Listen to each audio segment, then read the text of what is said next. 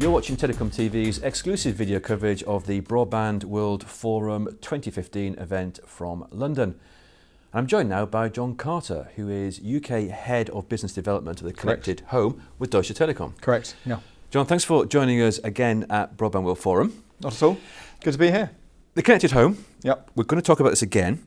It's been a long time coming, it's fair to say. We've been talking about the Connected Home for a long time. Decades. We have decades, you're right there. We have elements that seem to work and that consumers seem to want, but it hasn't quite matured into this market we were once thinking it would do. Why is that? I think we've forgotten the consumer. Really, to be frank, I mean, we need to get back to their needs, understanding their needs, their pain points, and we need to. It's the proposition, really, but it's also the go-to-market, execution, the pricing. It's all the basic marketing elements that you need that perhaps we've forgotten. And I mean, at Deutsche Telekom, we've done a lot of work to really go back to focusing on actually where the needs are and then how do you meet them in a way that makes sense to consumers. But are we seeing any positives? Yeah, we are. So I think that in siloed products, we're definitely seeing positives. We're definitely starting to see growth. I think where we're seeing growth around particularly security-based propositions, it's still small, and there needs to be more work done to train store staff to ensure they can, explain to the customer the benefits of this offering. Pricing still needs to move downwards, and we need to be more innovative, more creative around the model. But absolutely, it's starting. Can I ask what Deutsche Telekom is doing? Because we know about the platform in Germany. It's a very open, white label platform. Why has Deutsche Telekom gone down that route, and what are you learning so far from that? It's very clear. I mean, our shareholders don't want us just to be a smart pipe. We need to be providing value. We need to be driving value. We need to be driving growth.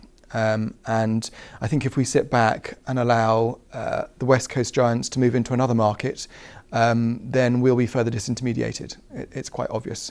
And we've spent a lot of time working out actually how do we ensure that we capture growth in this new market. And the only way of doing that is openness. And then it's working not just in Germany, but actually across Europe. Firstly, with major telcos, with utilities, with insurers, with retailers, and that's the way that we'll achieve the traction and the growth that we need to see. You mentioned disintermediation there. It's true, isn't it, that we're starting to see Google, for instance, they put out a new router not so long ago, but in reality, it's kind of like a home IoT gateway. And if carriers aren't careful, carriers generally, they'll see themselves pushed out of that market. Oh, totally. There's no doubt about it. I mean, it's not an if. If you adopt that approach and give up what is one of your key assets. I mean, if you look at what a telco has, I mean, obviously it has a very strong brand, a very powerful brand. It has all the billing capabilities, the retail environment. But actually, from a broadband perspective, actually the asset is the set-top box, is the router, and you need to control that, and you need to leverage that to drive growth. So, how do you prevent other companies from outside the industry controlling that element?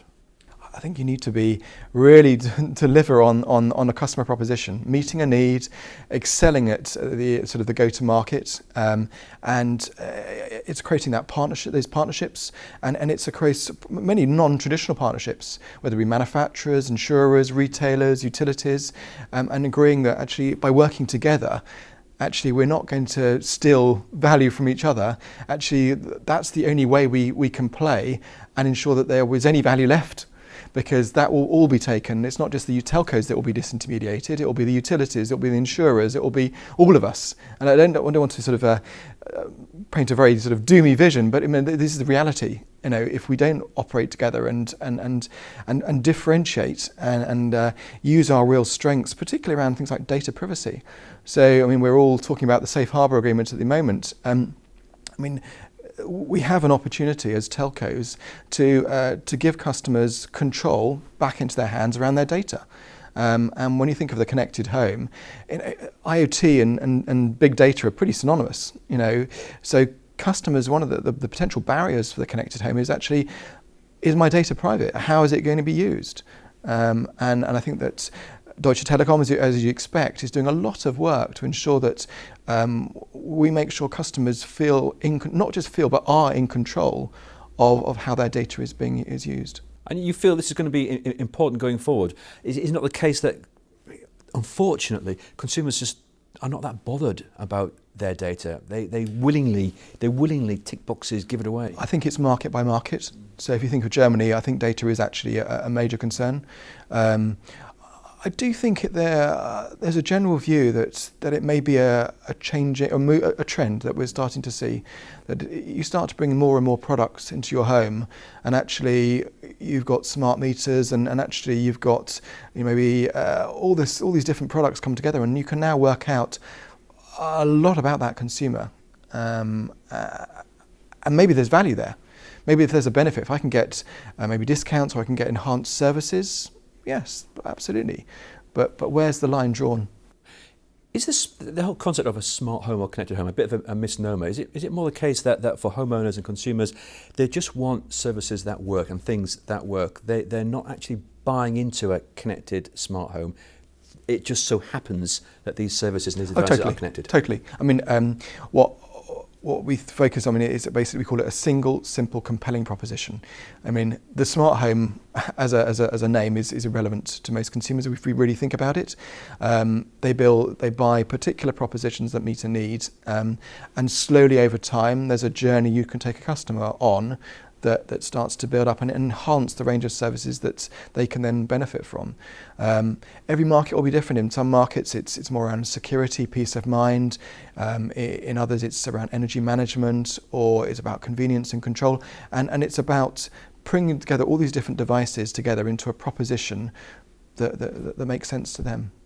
So finally, if we are to achieve the figures that I'm looking at, one analyst firm here that says the connected home market could be worth 15 billion euros within 4 or 5 years' time. If we are to achieve that, what's your message to service providers? What do they need to do?